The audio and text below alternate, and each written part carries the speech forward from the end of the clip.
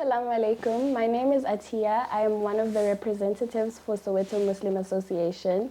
Joining us today, we will be interviewing Mrs. Mahlodi, the founder of Bugani Kinako. Assalamu alaikum, Mrs. Mahlodi. How are you? Wa alaikum salam. I'm well, thanks, and yourself? Alhamdulillah. Alhamdulillah. So the first question, who or what is Bugani Kinako? Bugani Kinako is a Black female youth-owned company which was established in 2020 during the pandemic. We focus on the built environment and the skills training side of things. And what services does Bugani offer? Okay, because we're in the built environment, so we are focusing, Bugani is actually focusing on the civil side of construction. We're just tapping into that, and also general building. When it comes to the skills training, we're focusing on short skills programs to offer those that are unskilled, uneducated, and also programs that we're also tapping into your learnerships, your higher level education where people can actually work towards getting NQF certifications. Could you provide some background on how it all started, considering your involvement in the architectural space? How Bugani started, it was actually during the pandemic.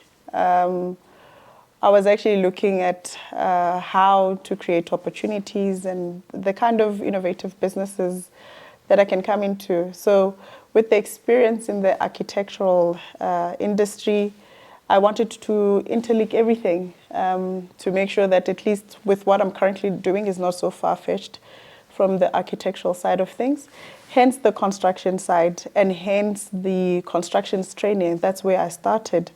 So pretty much during the pandemic, and also having that mindset of saying, I don't want to put my eggs, all of them in one basket. So it was also saying, let me try to navigate. I feel like during the pandemic, everybody was trying to put themselves out where they're actually exposed to multiple opportunities. So that's pretty much how it started. And what are the differences between architecture and the training sector? Architecture for me is a passion. Architecture is what I went to school for. So for me, I feel like you speak architecture, it's like you're opening the door to a candy factory to a child. Architecture gives me inspiration. Architecture speaks to my soul. So when it comes to the training, based on interconnecting or interlinking the two, it was to say architecture is a passion, training is of impact. So when we combine the two, it serves a purpose. So the training was more of engaging with individuals from disadvantaged backgrounds and also uplifting those that feel like they don't have a purpose, in a way to say if they could not have reached a higher level education, then perhaps this will give them a purpose to continue. Okay. So we've noticed that you've implemented a skills training program in Dlamini, Soweto. Could you elaborate on the program for us? Okay. I was also given an opportunity to implement a training program. So I went to engage with a community where I felt like it's going to be impactful and it will uplift the individuals. So me going there to engage with the community, I saw that it's a skills program training that is very much needed in order to make the individual feel or find purpose while they are unemployed or unskilled. So that is everything behind the program. Okay. How was the experience of carrying out such a training program of this nature in Dlamini? The experience was actually phenomenal. you get to engage with different people from different walks of life.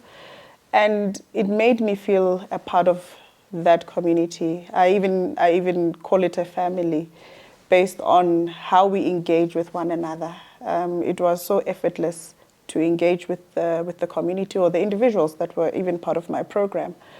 So with regards to that and implementing, things were just effortless and easy to do. And what was the ultimate goal of being facilitated by SMA at the Dlamini Mosque's facilities? Okay, the ultimate goal, I think, as a Black South African Muslim, majority of us, we feel unheard. So creating a platform where people, even the surrounding communities of Dlamini, to come and engage. So it was also us creating a platform for people to come and engage with the mosque, to learn about the religion, to see that we also can be part of, we can participate, we can, we can make impact, even if it's not just only for Muslims, but for non-Muslims as well. To say, here is a platform that has been supported by the SMA, and which was something we're very grateful for, to say we appreciate the platform that they've given us, but also making it easy for others to interact with the mosque, to understand that the mosque is for everybody that lives in the area. So the facilitation, it helped it pretty much broke a lot of barriers that most people had, but also did not understand why they have it. So yes, that's the kind of outcome I was looking for as well. Now that the program has been successfully executed, would you like to do like a follow-up training, or are there any plans in this regard? Yes, definitely. If we are given an opportunity, and inshallah we will, we would like to come back. I tried to shy away from just laying the foundation and not going back to finish them to the finishing line. As we see, normally people would implement, wrap things up and move on. So I would definitely like to do a follow-up where I would want to see the learners actually get to a level where they can actually start also doing programs that are at an NQF level, especially for those that were unable to reach a higher educational level. Yes. So how did the learners find the training programs, and how does it empower them in the long run? The learners were thrilled to be part of the program. Engaging with them on a personal level, I think, also touched my heart to a point where some were even asking to propose different training programs, so that, because if you're from a community, you know very well the shortages, you know very well what the challenges are. So when somebody comes to you and say, I have A, B, C, D, A, B, C, D, and it's not just myself, perhaps my friends or people I know within the same communities, we would like to perhaps upskill ourselves with this particular program.